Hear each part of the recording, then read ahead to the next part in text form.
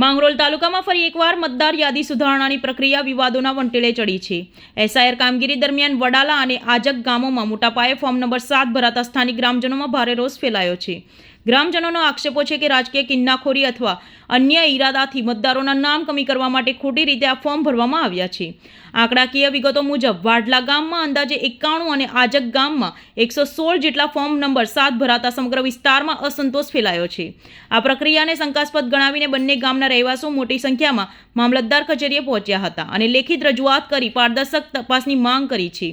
ગ્રામજનોએ સ્પષ્ટ માંગ કરી છે કે ફોર્મ નંબર 7 ભરનાર વ્યક્તિઓ પાસેથી પૂરતા પુરાવા માંગવામાં આવે અને જો તેઓ ખોટા સાબિત થાય તો તેમની સામે કાયદાકીય કડક કાર્યવાહી કરવામાં આવે। હાલમાં મામલતદાર કચેરી દ્વારા આ રજૂઆત સ્વીકારી લેવામાં આવી છે અને ઉચ્ચ કક્ષાએ તપાસની હિલચાલ તેજ થઈ છે। જો યોગ્ય ન્યાય નહીં મળે તો આગામી દિવસોમાં આ વિરોધ વધુ ઉગ્ર બને તેવો એંધાણ વર્તાઈ રહ્યા છે। હું માંગરોળ તાલુકાના આજક ગામના સરપંચ રમેશભાઈ દેવાભાઈ વાજા।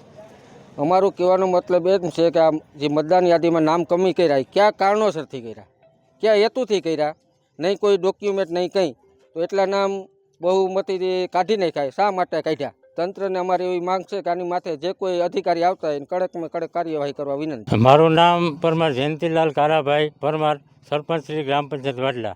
આજે અમે મામલતદાર શ્રી માંગરોળને સમક્ષ ગામ સાથે રહી અને આવેદનપત્ર પાઠવવામાં આવેલ હતું। આવેદનપત્ર એ માટે હતું કે વાંધા અરજી સામૂહિક વાડલા ગામના મતદારોને મતદાર યાદીમાંથી નામ કમી કરવા માટે આપેલ હતું।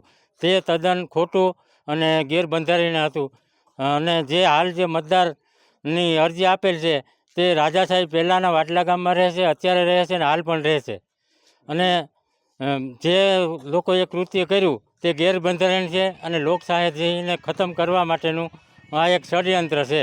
એટલે મારે સરકારશ્રીને એ પણ કહેવું છે કે આવા કૃત્ય કરનાર વ્યક્તિ સામે યોગ્ય કાર્યવાહી કરી અને કડકમાં કડક સજા કરે એવી મારી વિનંતી।